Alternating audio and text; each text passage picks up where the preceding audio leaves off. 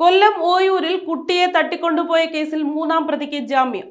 നമസ്കാരം, കൊട്ടാരക്കര മീഡിയയിലേക്ക് സ്വാഗതം. കൊല്ലം ഓയൂരിൽ 6 വയസ്സുകാരിയെ തട്ടിക്കൊണ്ടുപോയ കേസിൽ മൂന്നാം പ്രതി അനുപമയ്ക്ക് ജാമ്യം അനുവദിച്ച് ഹൈക്കോടതി. കർശന വ്യവസ്ഥകളോടെയാണ് 22-കാരിക്ക് ജാമ്യം അനുവദിച്ചിരിക്കുന്നത്.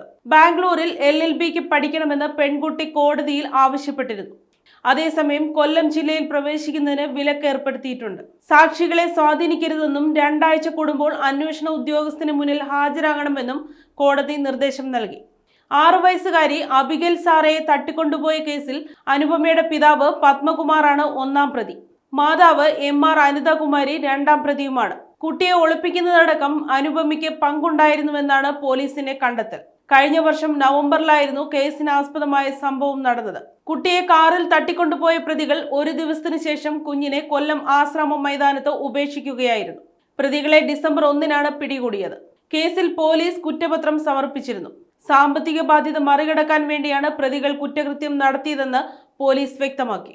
നിലവിൽ അമ്മ അനിതകുമാരിക്കൊപ്പം അട്ടക്കുളങ്ങര വനിതാ ജയിലിലാണ് അനുപമ. അച്ഛൻ പത്മകുമാർ പൂജപ്പുര സെൻട്രൽ ജയിലിലാണ്.